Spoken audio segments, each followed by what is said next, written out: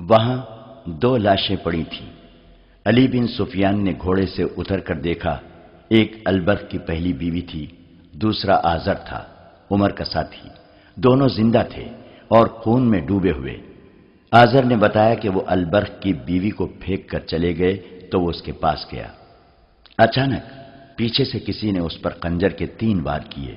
وہ سنبھل نہ سکا، حملہ آور بھاگ گیا۔ آزر نے بتایا کہ دوسری عورت البرخ کے گھر کی طرف نہیں گئی بلکہ ادھر گئی ہے جہاں وہ پہلے جایا کرتی تھی۔ عمر کو اس گھر کا علم تھا۔ علی بن سفیان نے 2 سواروں سے کہا کہ وہ دونوں زخمیوں کو فوراً جراح کے پاس لے جائیں اور ان کا خون روکنے کی کوشش کریں۔ باقی سواروں کو وہ عمر کی رہنمائی میں اس مکان کی طرف لے گیا جہاں آصفہ پہلے کئی بار جاتے دیکھی گئی تھی۔ وہ پرانے زمانے کا بڑا مکان تھا۔ اس سے ملحق کئی اور مکان تھے۔ پچھواڑے سے گھوڑے کے ہنہنانے کی آواز آئی۔ علی نے اپنے سواروں کو مکان کی دونوں طرف سے پیچھے بھیجا۔ 2 سواروں کو مکان کے سامنے کھڑا کر دیا اور کہا کہ کوئی بھی اندر سے نکلے اسے پکڑ لو، بھاگنے کی کوشش کرے تو پیچھے سے تیر مارو اور ختم کر دو۔ سوار ابھی چکر کاٹ کر پچھواڑے کی طرف جا ہی رہے تھے کہ دوڑتے گھوڑوں کے ٹاپو سنائی دینے لگے۔ علی بن سفیان نے ایک سوار سے کہا، سر پر جاؤ، اپنے کمانداروں سے کہو کہ اس مکان کو گھیرے میں لے کر اندر داخل ہو جائے، اندر کے تمام افراد کو گرفتار کر لے۔ سوار کیمپ کی طرف روانہ ہو گیا۔ علی بن سفیان نے بلند آواز سے اپنے سواروں کو حکم دیا، ایڑ لگاؤ، تعاقب کرو، ایک دوسرے کو نظر میں رکھو، اور اس نے اپنے گھوڑے کو ایڑی لگائی۔ یہ رسالے کے چنے ہوئے گھوڑے تھے اور ان کے سوار سلطان ایوبی سے کئی بار خراج تحسین حاصل کر چکے تھے۔ مفرور بھی شاہ سوار معلوم ہوتے تھے۔ ان کے گھوڑوں کے ٹاپو بتاتے تھے کہ اچھی نسل کے بہت تیز دوڑنے والے گھوڑے ہیں۔ یہ شہر کا علاقہ تھا جہاں مکانوں کی رکاوٹیں تھیں، گلیاں تھیں جو گھوڑوں کی دوڑ کے لیے کشادہ نہیں تھیں۔ ان سے آگے کھلا میدان تھا۔ اندھیرے میں گھوڑے نظر نہیں آتے تھے، ان کی آوازوں پر تعاقب ہو رہا تھا۔ وہ جب کھلے میدان میں گئے تو ان کا چھپنا مشکل ہو گیا۔ افق کے پس منظر میں وہ سایوں کی طرح صاف نظر آنے لگے۔ وہ 4 تھے۔ انہوں نے کم و بیش 100 گز کا فاصلہ حاصل کر لیا تھا۔ وہ پہلو بہ پہلو جا رہے تھے۔ علی بن سفیان کے حکم پر 2 سواروں نے اسی رفتار سے گھوڑے دوڑاتے تیر چلائے۔ تیر شاید خطا گئے تھے، بھاگنے والے دانشمند معلوم ہوتے تھے۔ تیر ان کے قریب سے یا درمیان سے گزرے تو انہوں نے گھوڑے پھیلا دیے۔ وہ اکٹھے جا رہے تھے۔ ان کے گھوڑے کھلنے لگے۔ نہایت اچھے طریقے سے گھوڑے ایک دوسرے سے خاصے دور ہٹ گئے۔ علی بن سفیان کا دستہ بہت تیز تھا۔ فاصلہ کم ہوتا جا رہا تھا مگر بھاگنے والوں کے گھوڑے اور زیادہ ایک دوسرے سے ہٹتے جا رہے تھے۔ آگے کھجور کے پیڑوں کا جھنڈ آ گیا۔ ان کے گھوڑے وہاں اس طرح ایک دوسرے سے دور ہٹ گئے کہ 2 دائیں طرف اور 2 کھجوروں کے بائیں طرف ہو گئے۔ یہ جگہ اونچی تھی۔ گھوڑے اوپر اٹھے اور غائب ہو گئے۔ تعاقب کرنے والے بلندی پر گئے تو انہیں آگے جو بھاگتے سائے نظر آئے وہ ایک دوسرے سے بہت ہی دور ہو گئے تھے۔ پھر وہ اتنی دور دور ہو گئے کہ ان کے رخ ہی بدل گئے۔ علی بن سفیان جان گیا کہ وہ اس کے سواروں کو منتشر کرنا چاہتے ہیں۔ علی نے بلند آواز سے کہا، ہر سوار کے پیچھے تقسیم ہو جاؤ، ایک دوسرے کو بتا دو، ایڑ لگاؤ، فاصلہ کم کرو، کمانوں میں تیر ڈالو۔ سوار تقسیم ہو گئے۔ سب نے کندھوں سے کمانے اتار کر تیر ڈال لیے اور تقسیم ہو کر ایک ایک گھوڑے کے پیچھے گئے۔ ان کے گھوڑوں کی رفتار اور تیز ہو گئی۔ ٹاپوؤں کے شور و غل میں کمانوں سے تیر نکلنے کی آوازیں سنائی دی۔ کسی نے للکار کر کہا، ایک کو مار لیا، گھوڑا بے قابو ہو گیا ہے۔ ادھر علی بن سفیان کے ساتھ جو 2 سوار تھے انہوں نے بیک وقت تیر چلائے۔ اندھیرے میں تیر خطا جانے کا ڈر تھا اور تیر خطا بھی جا رہے تھے۔ پھر بھی انہوں نے ایک اور گھوڑے کو نشانہ بنا لیا۔ یہ گھوڑا بے قابو ہو کر اور گھوم کر پیچھے کو آیا۔ ایک سوار نے اس کی گردن میں برچھی ماری، دوسرے نے اپنے گھوڑے سے جھک کر اس کے پیٹ میں برچھی داخل کر دی، مگر گھوڑا توانا تھا، گرا نہیں۔ سوار زندہ پکڑنا تھا۔ علی کے ایک سوار نے بازو بڑھا کر ایک سوار کی گردن جکڑ لی۔ نیچے گھوڑا زخمی تھا، وہ رکتے رکتے رک گیا۔ اس پر ایک آدمی سوار تھا اور ایک لڑکی جسے سوار نے آگے بٹھا رکھا تھا۔ لڑکی شاید بے ہوش تھی۔ صحرا کی تاریک رات میں اب کسی سر پر دوڑتے گھوڑے کی ٹاپو نہیں سنائی دیتے تھے۔ سواروں کی آوازیں چلتے گھوڑوں کی ٹاپو سنائی دیتے تھے۔ سوار ایک دوسرے کو پکار رہے تھے۔ ان کی آوازوں سے پتا چلتا تھا کہ انہوں نے بھاگنے والوں کو پکڑ لیا ہے۔ علی بن سفیان نے سب کو اکٹھا کر لیا۔ بھاگنے والے پکڑے گئے تھے۔ ان کے 2 گھوڑے زخمی تھے۔ ان گھوڑوں کو مرنے کے لیے صحرا میں چھوڑ دیا گیا۔ بھاگنے والے 5 تھے، 4 آدمی اور 1 لڑکی۔ لڑکی گر پڑی تھی۔ بھاگنے والوں میں سے ایک نے کہا، ہمارے ساتھ تم جو سلوک کرنا چاہتے ہو کر لو، مگر یہ لڑکی زخمی ہے۔ ہم امید رکھیں گے کہ تم اسے پریشان نہیں کرو گے۔ ایک گھوڑے کی زین کے ساتھ مشل بندھی ہوئی تھی، کھول کر جلائی گئی۔ لڑکی کو دیکھا گیا، بہت ہی خوبصورت اور نوجوان لڑکی تھی۔ اس کے کپڑے خون سے سرخ ہو گئے تھے۔ اس کے کندھے پر گردن کے قریب خنجر کا گہرا زخم تھا۔ اس سے اتنا خون نکل گیا تھا کہ لڑکی کا چہرہ لاش کی طرح سفید اور آنکھیں بند ہو گئی تھیں۔ علی بن سفیان نے زخم میں ایک کپڑا ٹھونس کر اوپر ایک اور کپڑا باندھ دیا اور اسے ایک گھوڑے پر ڈال کر سوار سے کہا کہ جلدی جراح تک پہنچے۔ وہاں جلدی کا تو سوال ہی نہیں تھا۔ وہ شہر سے میلوں دور نکل گئے تھے۔ قیدیوں میں ایک بوڑھا تھا۔ یہ قافلہ جب قاہرہ پہنچا تو صبح طلوع ہو رہی تھی۔ سلطان کو رات کے واقعے کی اطلاع مل گئی تھی۔ علی بن سفیان ہسپتال پہنچ گیا۔ جراح اور طبیب قیدی لڑکی کی مرہم پٹی میں اور ہوش میں لانے میں مصروف تھے۔ سوار نے اسے تھوڑی دیر پہلے پہنچا دیا تھا۔ البرق کی پہلی بیوی اور آزار ہوش میں آ گئے تھے، مگر ان کی حالت تسلی بخش نہیں تھی۔ سلطان ایوبی ہسپتال میں موجود تھا۔ اس نے علی بن سفیان کو الگ کر کے کہا، میں بہت دیر سے یہاں ہوں۔ میں نے البرق کو بلانے کے لیے آدمی بھیجا تو اس نے عجیب بات بتائی ہے۔ وہ کہتا ہے کہ البرق ہوش میں نہیں۔ اس کے کمرے میں شراب کے پیالے اور سراہی پڑی ہے۔ کیا وہ شراب بھی پینے لگا ہے؟ اسے اتنا بھی ہوش نہیں کہ اس کی بیوی گھر سے باہر زخمی پڑی ہے۔ میں نے اس کی بیوی سے ابھی تک کوئی بات نہیں کی۔ طبیب نے منع کر دیا ہے۔ اس کی 1 نہیں 2 بیویاں زخمی ہیں۔ علی بن سفیان نے کہا، یہ لڑکی جسے ہم نے صحرا میں جا کر پکڑا ہے البرق کی دوسری بیوی ہے۔ ذرا زخمیوں کو بولنے کے قابل ہونے دیں۔ ہم نے بہت بڑا شکار مارا ہے سلطان۔ البرق سورج نکلنے کے بعد جاگا۔ ملازم کے بتانے پر وہ دوڑتا آیا۔ اس کی دونوں بیویاں زخمی پڑی تھیں۔ اسے 4 جاسوس دکھائے گئے۔ وہ بوڑھے کو دیکھ کر بہت حیران ہوا۔ اسے وہ آصفہ کا بوڑھا خاوند سمجھتا رہا تھا۔ سلطان ایوبی نے یہ واردات اپنی تحویل میں لے لی، کیونکہ یہ جاسوسوں کے پورے گروہ کی واردات تھی اور اس میں اس کا معتمد ملوث تھا، جسے فوج کے تمام راز اور آئندہ منصوبے معلوم تھے۔ جو ہی زخمی بیان دینے کے قابل ہوئے، ان سے بیان لیے گئے۔ ان سے یہ کہانی یوں بنی کہ البرق کی پہلی بیوی کو جب علی بن سفیان نے بتایا کہ اس کے خاوند کی دوسری بیوی مشتبہ چال چلن کی ہے اور وہ جاسوس معلوم ہوتی ہے، تو وہ سخت غصے کے عالم میں گھر چلی گئی۔ وہ اپنے خاوند کو اور آصفہ کو قتل کر دینا چاہتی تھی، لیکن علی بن سفیان نے اسے کہا تھا کہ جاسوسوں کو زندہ پکڑا جاتا ہے تاکہ ان کے چھپے ہوئے ساتھیوں کا سراغ لیا جا سکے۔ اس نے اپنے آپ پر قابو پایا اور آصفہ پر گہری نظر رکھنے لگی۔ اس نے رات کا سونا بھی ترک کر دیا۔ موقع دیکھ کر اس نے ان کے سونے والے کمرے کے اس دروازے میں چھوٹا سا سوراخ کر لیا جو دوسرے کمرے میں کھلتا تھا۔ رات کو اس سوراخ میں سے انہیں دیکھتی رہتی تھی۔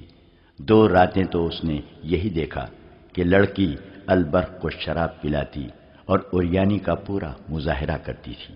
وہ سلطان ایوبی کی باتیں ایسے انداز سے کرتی تھی جیسے وہ اس کا پیر و مرشد ہو۔ سلیبیوں کو برا بھلا کہتی اور وہی باتیں کرتی جو سلطان ایوبی کے جنگی منصوبے میں شامل تھیں۔ البرق اسے بتاتا تھا کہ سلطان کیا کر رہا ہے اور کیا سوچ رہا ہے۔ البرق کی پہلی بیوی نے 2 راتیں یہی کچھ دیکھا اور سنا۔ تیسری رات وہ ناٹک کھیلا گیا جس کا البرق کی پہلی بیوی کو بےتابی سے انتظار تھا۔ آصفہ نے البرق کو شراب پلانی شروع کی اور اسے بالکل حیوان بنا دیا۔ آصفہ دونوں پیالے اٹھا کر اور یہ کہہ کر دوسرے کمرے میں چلی گئی، دوسری لاتی ہوں۔ وہ واپس آئی تو پیالوں میں شراب تھی۔ اس نے ایک پیالہ البرق کو دے دیا۔ دوسرا خود منہ سے لگا لیا۔ اس کے بعد اس نے بے حد ننگی حرکتیں کی اور البرخ بے سد لیٹ گیا۔ آصفہ نے کپڑے پہنے اور البرخ کو آہستہ آہستہ بلایا۔ وہ نہ بولا، پھر اسے ہلایا، ہاتھ سے اس کے پپوٹے اوپر کیے، مگر اس کی آنکھیں نہ کھلی۔ اس نے پیالے دوسرے کمرے میں لے جا کر شراب میں بے ہوش کرنے والی کوئی چیز البرخ کے پیالے میں ملا دی۔ آصفہ نے کپڑے پہنے، اوپر سیاہ چادر اس طرح لے لی کہ سر سے پاؤں تک چھپ گئی۔ آدھی رات ہونے کو تھی، اس نے قندیل بجھائی اور باہر نکل گئی۔ پہلی بیوی آگ بگولا ہو گئی۔ اس نے خنجر اٹھایا، اوپر لبادہ اوڑا۔ وہ کمرے سے نکلنے لگی تو دیکھا کہ آصفہ ایک ملازمہ کے ساتھ کسر پسر کر رہی تھی۔ اس سے پتا چلا کہ ملازمہ کو اس نے ساتھ ملا رکھا تھا۔ آصفہ باہر نکل گئی۔ ملازمہ اپنے کمرے میں چلی گئی۔ پہلی بیوی بڑے دروازے سے باہر نکل گئی۔ وہ تیز تیز چلتی آصفہ کے تعاقب میں گئی۔ وہ اس کے قدموں کی آہٹ پر جا رہی تھی۔ وہ صرف یہ دیکھنا چاہتی تھی کہ وہ کہاں جا رہی ہے۔ آصفہ کو شاید اس کے قدموں کی آہٹ سنائی دی تھی۔ وہ رک گئی۔ پہلی بیوی اندھیرے میں اچھی طرح دیکھ نہ سکی۔ وہ آصفہ کے قریب چلی گئی اور رک گئی۔ اچانک آمنے سامنے آ جانے سے پہلی بیوی فیصلہ نہ کر سکی کہ کیا کرے۔ اس کے منہ سے نکل گیا، کہاں جا رہی ہو آصفہ؟ پہلی بیوی کو معلوم نہ تھا کہ لڑکی کی حفاظت کے لیے ایک آدمی چھپ چھپ کر اس کے ساتھ جاتا ہے جو کسی کو نظر نہیں آتا۔ آصفہ نے اپنے ہاتھ پر ہاتھ مارا اور البرخ کی پہلی بیوی سے ہنس کر کہا، آپ میرے پیچھے آئی ہیں یا کہیں جا رہی ہیں؟ اتنے میں پیچھے سے کسی نے پہلی بیوی کو بازوؤں میں جکڑ لیا، مگر اس عورت نے گرفت مضبوط ہونے سے پہلے ہی جسم کو زور سے جھٹک دیا اور آزاد ہو گئی۔ اس نے تیزی سے خنجر نکال لیا۔ اس کے سامنے ایک آدمی تھا۔ عورت نے اس پر وار کیا جو وہ بچا گیا۔ آدمی نے ایسا وار کیا کہ خنجر عورت کے پہلو میں اتر گیا۔ اس آدمی نے دیکھ لیا تھا کہ عورت کے پاس خنجر ہے۔ وہ فوراً پیچھے ہٹ گیا۔ پہلی بیوی نے آصفہ پر حملہ کیا اور خنجر اس کی گردن اور کندھے کے درمیان اتار دیا۔ لڑکی نے زور سے چیخ ماری۔ آدمی نے پہلی بیوی پر وار کیا جو یہ عورت پھرتی سے بچا گئی۔ اس نے وار کیا تو اس آدمی نے اس کا بازو اپنے بازو سے روک لیا۔ آصفہ گر پڑی تھی۔ البرخ کی پہلی بیوی کو بھی گہرا زخم آیا تھا جو پہلو سے پیٹھ تک چلا گیا تھا۔ وہ ڈگمگانے لگی۔ وہ آدمی آصفہ کو اٹھا کر کہیں چلا گیا۔ علی بن سفیان کے دو جاسوس عمر اور آزر چھپ کر دیکھ رہے تھے۔ انہیں معلوم نہیں تھا کہ دوسری عورت کون ہے۔ عمر اس آدمی کے پیچھے چھپ چھپ کر گیا جو آصفہ کو اٹھا لے گیا تھا۔ وہ اسی مکان میں لے گیا جہاں وہ جایا کرتی تھی۔ وہاں سے عمر علی بن سفیان کو اطلاع دینے چلا گیا۔ آزر نے بتایا کہ وہ وہیں چھپا رہا۔ زخمی عورت وہیں پڑی تھی، وہاں اور کوئی نہ تھا۔ آزر اس عورت کے پاس جا کر بیٹھ گیا۔ پیچھے سے کسی نے اس پر خنجر سے 3 وار کیے اور حملہ آور بھاگ گیا۔ آزر وہیں بے ہوش ہو گیا۔ شام تک البرخ کی پہلی بیوی اور آزر کی حالت بگڑ گئی۔ جراحوں اور طبیبوں نے بہت کوشش کی مگر وہ زندہ نہ رہ سکے۔ البرخ کی پہلی بیوی نے علی بن سفیان سے کہا تھا کہ وہ اپنے خاوند کو قربان کر سکتی ہے، قوم اور ملک کی عزت کو قربان ہوتا نہیں دیکھ سکتی۔ اس نے قوم کے نام پر جان دے دی۔ سلطان ایوبی کے حکم سے قادم الدین البرخ کو قید خانے میں ڈال دیا گیا۔ اس نے یقین دلانے کی ہر ممکن کوشش کی کہ اس نے یہ جرم دانستہ نہیں کیا۔ وہ ان لوگوں کے ہاتھوں میں بیوقوف بن گیا تھا، مگر یہ ثابت ہو چکا تھا کہ اس نے حکومت اور فوج کے راز شراب اور حسین لڑکی کے نشے میں دشمن کے جاسوسوں تک پہنچائے ہیں۔ سلطان ایوبی قتل کا جرم بخش سکتا تھا، شراب خوری اور عیاشی اور دشمن کو راز دینے کے جرائم نہیں بخشا کرتا تھا۔ آصفہ سے اس روز کوئی بیان نہ لیا گیا۔ اس پر زخم کا اتنا اثر نہیں تھا جتنا خوف کا تھا۔ وہ جاسوس لڑکی تھی، سپاہی نہیں تھی۔ اسے شہزادی کے روپ میں شہزادوں کے بھید لینے کی ٹریننگ دی گئی تھی۔ اس نے سوچا بھی نہ تھا کہ اس کا یہ حشر ہو سکتا ہے۔ اس پر زیادہ خوف اس کا تھا کہ وہ مسلمانوں کی قیدی ہے اور مسلمان اسے بہت خراب کریں گے۔ ایک قطرہ یہ بھی اسے نظر آیا تھا کہ مسلمان اس کے زخم کا علاج نہیں کریں گے۔ اس نے اس خطرے کا اظہار ہر اس آدمی سے کیا جو اس کے قریب گیا۔ وہ ڈرے ہوئے بچے کی طرح روتی تھی۔ علی بن سفیان نے اسے بہت تسلی دی کہ اس کے ساتھ وہی سلوک کیا جائے گا جو کسی مسلمان زخمی عورت کے ساتھ کیا جاتا ہے، مگر وہ سلطان ایوبی سے ملنا چاہتی تھی۔ آخر سلطان کو بتایا گیا۔ سلطان ایوبی اس کے پاس گیا اور اس کے سر پر ہاتھ رکھ کر کہا کہ اس حالت میں وہ اسے اپنی بیٹی سمجھتا ہے۔ میں نے سنا تھا کہ سلطان ایوبی تلوار کا نہیں، دل کا بادشاہ ہے۔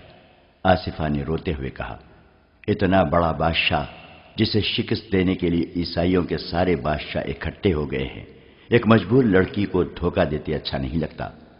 ان لوگوں سے کہو کہ مجھے فوراً زہر دے دے، میں اس حالت میں کوئی اذیت برداشت نہیں کر سکوں گی۔ کہو تو میں ہر وقت تمہارے پاس موجود رہوں گا۔ سلطان ایوبی نے کہا، میں تمہیں دھوکہ بھی نہیں دوں گا، اذیت بھی نہیں دوں گا، مگر وعدہ کرو کہ تم بھی مجھے دھوکہ نہیں دو گی۔ تم ذرا اور بہتر ہو لو، طبیب نے کہا ہے کہ تم ٹھیک ہو جاؤ گی۔ اگر تمہیں اذیت دینی ہوتی تو میں اسی حالت میں قید خانے میں ڈال دیتا، تمہارے زخم پر نمک ڈالا جاتا، تم چیخ چیخ اور چلا چلا کر اپنے جرم اور اپنے ساتھیوں سے پردے اٹھاتی، مگر ہم کسی عورت کے ساتھ ایسا سلوک نہیں کیا کرتے۔ البرق کی بیوی مر گئی ہے، لیکن تمہیں زندہ رکھنے کی پوری کوشش کی جا رہی ہے۔ میں ٹھیک ہو جاؤں گی تو میرے ساتھ کیا سلوک کرو گے؟ اس نے پوچھا۔ یہاں تمہیں کوئی مرد اس نظر سے نہیں دیکھے گا کہ تم ایک نوجوان اور خوبصورت لڑکی ہو، سلطان ایوبی نے کہا۔ تم یہ خدشہ دل سے نکال دو، تمہارے ساتھ وہی سلوک ہوگا جو اسلامی قانون میں لکھا ہے۔ اس مکان کی تلاشی لی گئی تھی جہاں آصفہ جایا کرتی تھی۔ وہ کسی کا گھر نہیں تھا، جاسوسوں کا اڈا تھا۔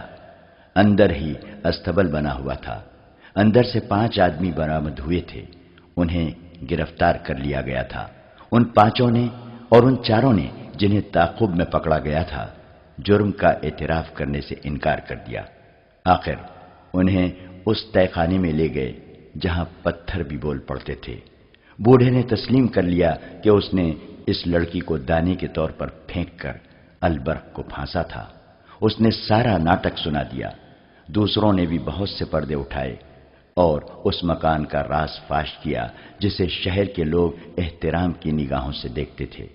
اس مکان میں بہت سی لڑکیاں رکھی گئی تھیں جو 2 مقاصد کے لیے استعمال ہوتی تھیں، ایک جاسوسی کے لیے اور دوسری حاکموں اور اونچے گھرانے کے مسلمان نوجوانوں کا اخلاق تباہ کرنے کے لیے۔ وہ مکان جاسوسوں اور تقریب کاروں کا اڈا تھا۔ ان جاسوسوں نے یہ بھی بتایا کہ سلطان ایوبی کی فوج میں انہوں نے اپنے آدمی بھرتی کرا دیے ہیں جنہوں نے سپاہیوں میں جوے بازی کی عادت پیدا کر دی ہے۔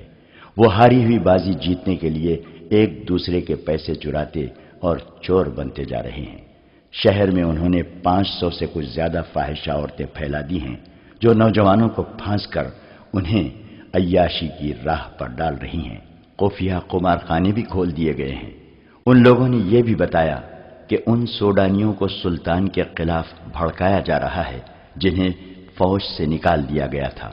سب سے اہم انکشاف یہ تھا کہ انہوں نے 6 ایسے مسلمان افسروں کے نام بتائے جو سلطان ایوبی کی حکومت میں اہم حیثیت رکھتے تھے مگر سلطان کے خلاف کام کر رہے تھے۔ آصفہ عیسائی لڑکی تھی، اس کا نام فلیمنگو بتایا گیا۔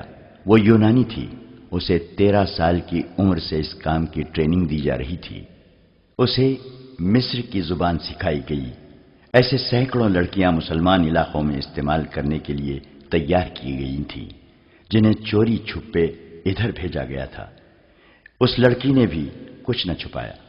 15 روز بعد اس کا زخم ٹھیک ہو گیا۔ اسے جب بتایا گیا کہ اسے سزائے موت دی جا رہی ہے تو اس نے کہا، میں خوشی سے یہ سزا قبول کرتی ہوں۔ میں نے سلیب کا مشن پورا کر دیا ہے۔ اسے جلاد کے حوالے کر دیا گیا۔ دوسروں کی ابھی ضرورت تھی۔ ان کی نشاندہی پر چند اور لوگ پکڑے گئے جن میں چند ایک مسلمان بھی تھے۔ ان سب کو سزائے موت دی گئی۔ البرق کو 100 بیت کی سزا دی گئی جو وہ برداشت نہ کر سکا اور مر گیا۔ اس کے بچوں کو سلطان ایوبی نے سرکاری تحویل میں لے لیا۔ ان کے لیے سرکاری خرچ پر ملازمہ اور اتالیق مقرر کیے گئے۔ وہ البرق کے بچے نہیں، ایک مجاہد کے بچے تھے۔ ان کی ماں شہید ہو گئی تھی۔